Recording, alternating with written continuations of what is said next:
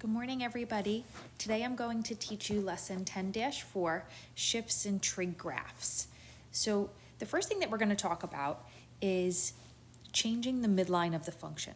So if you look at y equals sine x, the midline is the x-axis. I know that because if I take my minimum y value, which is -1, and I add it to my maximum y value, which is 1, and divide it by 2, I get 0 divided by 2, which is 0. So the equation of the midline, in this case, is y equals 0. It's the minimum y plus the maximum y divided by 2. Or you could think about that as the average. If you look at the one to the right here, this is telling me that my midline is 3. Y equals 3. If I wanted to determine that algebraically, if I took my minimum y value of 2 and added it to my maximum y value of 4 and divided by 2, I would get y equals 3. Here, if you look to the right, y equals sine x minus 2, my midline is y equals -2. Or algebraically, I could take -3 plus -1 and divide by 2, which is y equals -2. Same idea for the cosine function. Y equals cosine x has a midline of y equals 0. Y equals cosine x plus 1 has a midline of y equals 1. And y equals cosine x minus 3 has a midline of y equals 3. Y equals -3, sorry. So it's important to determine the midline first, and then you'll be able to determine the amplitude. Okay? The midline value we call D in our trig equation. So just to go back up to the top here, the number being added or subtracted at the end of your sine or cosine equation is your midline value. I mean, sometimes they'll put it in the front, but rarely. So if I saw something like this, y equals 3 plus sine x, my midline would still be y equals 3 here. But usually it's written like this. Okay, so let's take a look at the lesson questions for today. In physics class, Eva noticed the pattern shown in the accompanying diagram on the oscilloscope. So let's find the midline. So I'm going to look at my minimum y value, which is 0, my maximum y value, which is 2. I'm going to find the average, so add them together and divide by 2. And I get 2 divided by 2, which is 1. So the midline here, my function, is y equals 1. So now when I'm looking at my choices, I should see a +1 being added, my function. All 4 choices have a +1. Okay, so I can't eliminate anything based upon that. Now I'm going to find the amplitude. So the amplitude is how far up or down from the middle to the top or the middle to the bottom. So here, from a y value of 1 to a y value of 2 is a distance of 1. If I looked here, from a y value of 1 to a y value of 0 is also a distance of 1. So my midline, my amplitude should be a 1. So now I'm going to look at my choices. So here there's an amplitude of a 1. Here there's an amplitude of a 1. Here there's an amplitude of a 2, so I know that's not right. And here there's an amplitude of a 2, so I know that's not right. So I'm just going to clean my diagram up a little bit. I'm just going to take off these heights here. Oops. Make that look a little nicer for you. Now here's my midline. Wrong color. Here's my midline. Y equals 1. And my amplitude value here is a 1. Okay. Now let's look at the frequency. right? Frequency is your b value in your equations. You want to think about from 0 to 2 pi, how much of the curve do you see? So here's 0, and here's 2 pi. So I'm going to look to see, okay, here's where 2 pi is, here's where 0 is. How much of the curve do I see? So I see a midline value, I see a maximum value, and I see a midline value. So mid, max, mid. So I see 3 critical values or 2 sections of the curve. 1, 2. So that's half of my sine curve. So it's going to be choice number 1. It wouldn't be choice number 2 because my frequency is not 1. That would mean between 0 and 2 pi I see 1 full cycle of the sine curve. And I know it's the sine curve because when I look at the y-axis, it starts at the midline. Okay, let's take a look at question number 2. So we're asked to find A, B, and C. So first I'm going to start out finding the C value.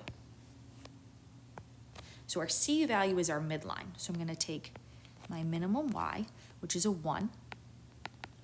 I'm going to add it to my maximum y, which is a 5, and I'm going to find the average, so divide by 2. So 6 divided by 2 is 3. So my midline is y equals 3, or my C value. So right away, I can eliminate choice 2 and choice 3 because they have the wrong C value. I know C is 3. The next thing that I'm going to find is my A value. So A is the distance from the midline to the max or the midline to the min. So here from 3 to 5 on the y-axis, it's a distance of 2. Or from 3 to 1 is a distance of 2. So my A value should be a 2. So right away, I know it has to be choice number 1. But let's just talk about the B value also. So our B value, let's just go back and put this in. A is a 2, and it's a positive 2 because if you look at the y-axis, right, and you look at the midline, your curve is starting here. It's not starting at the midline, so it has to be a cosine graph.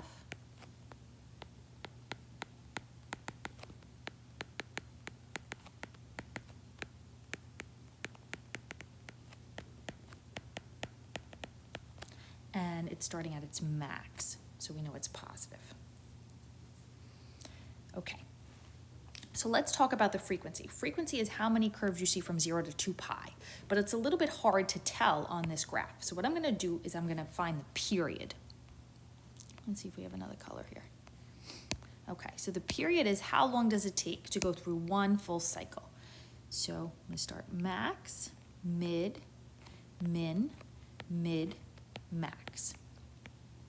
So to go through one cycle, it's pi over 3 radians. So this is what the period is for our graph.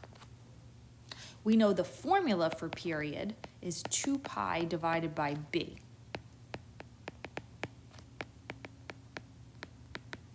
So if we know the period and we know the formula for period, we can cross multiply to solve for b or the frequency. So pi times b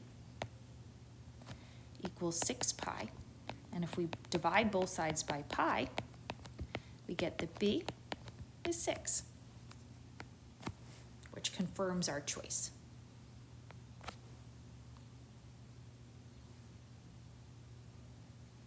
Okay, so let's take a look at question number 3. What's the range of the function? That means how high and how low does it go? So the first thing I'm going to do is I'm going to think about my a value. My a value is a 2.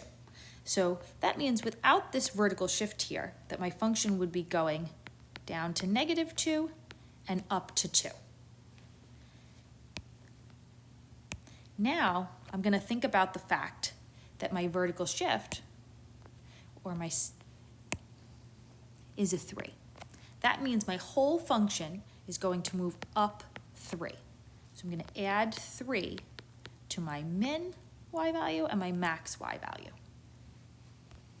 And then I'll be able to find my range. So -2 plus 3 is 1, and 2 plus 3 is 5.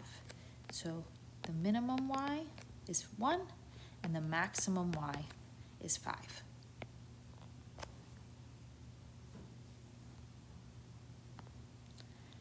Okay, let's take a look at the last question. So a student attaches one end of a rope to a wall at a fixed point 3 feet above the ground.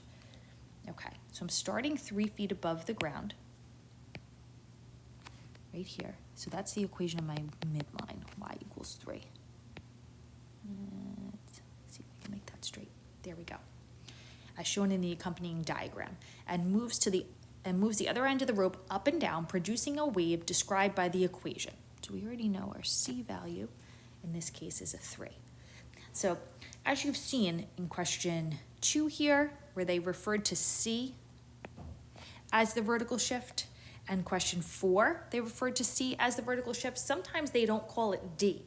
They call it C because there's no horizontal shift, meaning our function didn't move side to side. So you have to be careful about the way that they define the variables.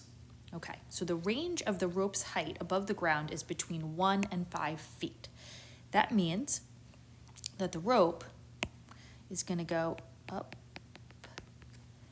and down, and the maximum it's going to go up to is 5 feet above the ground, and the minimum it's going to go down to is 1 foot above the ground. And the period of the wave is 4 pi. That means to go up once and down once, 4 pi radians. So write the equation of this wave. So we already know that the midline is y equals 3. Okay. We can also find the amplitude, because if my midline is 3 and my max is 5, that's a distance of 3. My midline is 3 and my my min is 1, that's a distance of, oh, this is harsh, that's not right. 3 to 5 is 2. Okay, so my A value is a 2. And they don't say whether you're swinging the rope up first or down, so you could really decide if you want to make A positive 2 or negative 2 for this question. Both answers would have been acceptable. Okay, so now I need to find my B value, right, or my frequency. But I don't know how many cycles there are between 0 and 2 pi. However, I do know the period of the wave is 4 pi. So I'm going to take the period from this question. I'm going to put it over 1 to make it into a fraction. I'm going to set it equal to the period formula, which is 2 pi divided by b, and I'm going to cross multiply. So 4 pi b equals 2 pi. I'm going to divide by 4 pi. So I get b equals 1/2. So if I'm going to write my equation would be y equals 2 sine 1/2 x plus 3. Or as I mentioned earlier, if you wanted to make your A value negative, meaning the rope swung down first before it swung up, you could have done that. That would have also been a correct answer. Okay, everybody, please use the rest of the period to try the matching activity, and I'm going to post the answers to that on Canvas. Thanks a lot. Bye-bye.